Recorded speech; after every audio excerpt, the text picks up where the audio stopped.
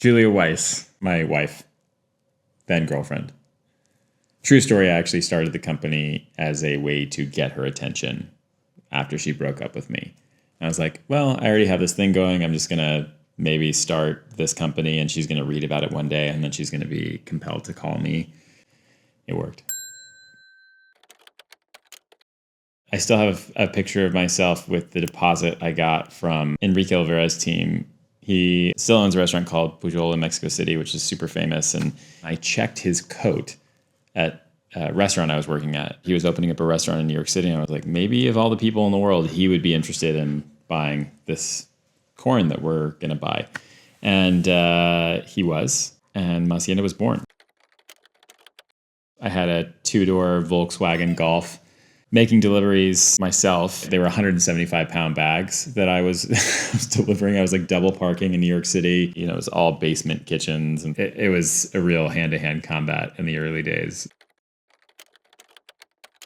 Didn't know that you needed that to do deliveries in New York City, you know, or anywhere for that matter. Yeah, a liftgate is an easier way to load 780 bags of corn onto a truck. And if you don't have a liftgate, you do them one by one, which is what we did for, I don't know, like several dozen trucks in the very early days of Masienda, believe it or not. We didn't even have pallets. We just like floor loaded that thing, and it was a disaster. So I was in a market in Oaxaca, and I saw this one prensa, the tortilla press that I loved, and I felt that I needed to take one back. I want to say like they're 25, 30 pounds, depending on how big of the one you get. And so I brought this back, and some friends of mine who worked in the industry saw it, and they were like, can we have this too? And so we started bringing them back, like a handful, just buying suitcases just to hold, you know, enough, like 5, 6 of them in there. The excess weight charge, especially on those budget airlines, is a real killer. And so we started thinking, like, if we're going to do this, like, let's just bring 100 in. And, you know, we know how to move trucks. Like, maybe we can do this.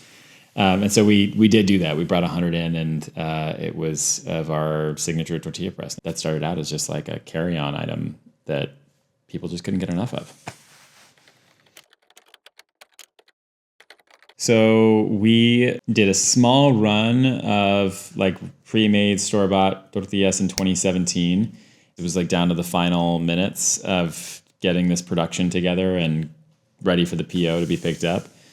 And the sealer, it turns out, wasn't working properly, the thing that seals the bag closed.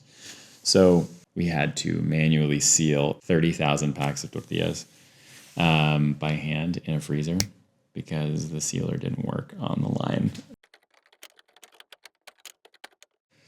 Oof. We almost made a tejate one year, like a corn beverage that is found primarily in Oaxaca. Whole chilies, we had about $15,000 of chilies confiscated at the border because they said they were dirty, and they were actually filled with bugs, so we couldn't bring that into the country. We stopped doing chiles pretty soon thereafter. We made a sal de gusano, like a worm salt, which we thought was going to be a major hit because salt was really having a moment. And, you know, I still have some that are great, but it wasn't a mass sensation like we thought it would be. We made tetelas. We made like pre-made tetelas during the pandemic and thought that would just be the greatest thing in the world with a local restaurant. Like they were great. Don't get me wrong, they were fantastic. But yeah, selling frozen food, you know, like shipping it across the country was a little hard for us at that time. Probably still would be hard for us. Yeah, RIP.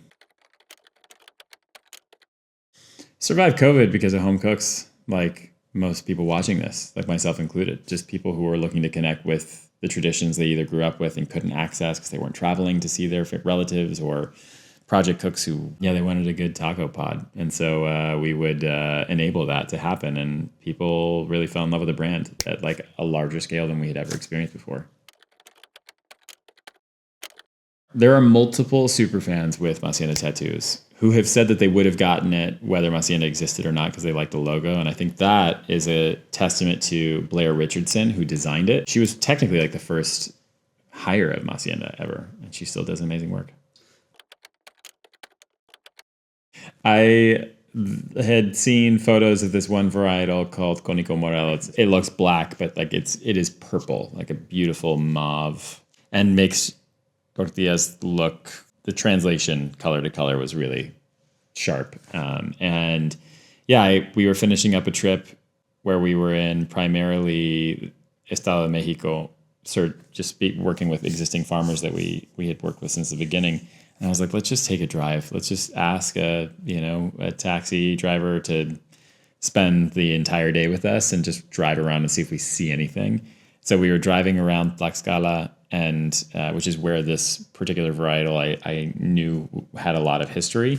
And I saw the side of a wall that said maíz criollo, masa, whatever. And I was like, oh my God, stop right here. And this was like, we were about to go back to Mexico City because we had been out at that point for hours. Turns out, was able to strike up a conversation with like a bodega owner that sold local varietals of heirloom corn.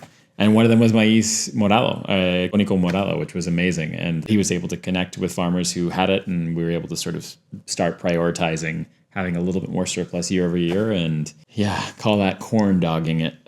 Just, road dog, corn dog.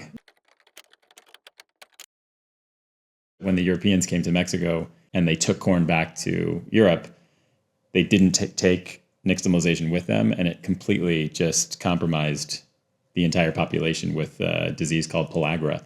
It's like a very bad sort of skin mutation that happens to you, and you can't go out in the sun because you're super sensitive to it. Like the story of vampires, and kind of like they can't go out in the sun because they have all these like weird lesions and stuff. That's actually, it's believed that actually was just sort of sprung from people who had pellagra. People just weren't eating nixtamal. Crazy. Kind of a fun fact. Anyway, I can start that over again for a succinct, simple answer, but we're just getting warmed up.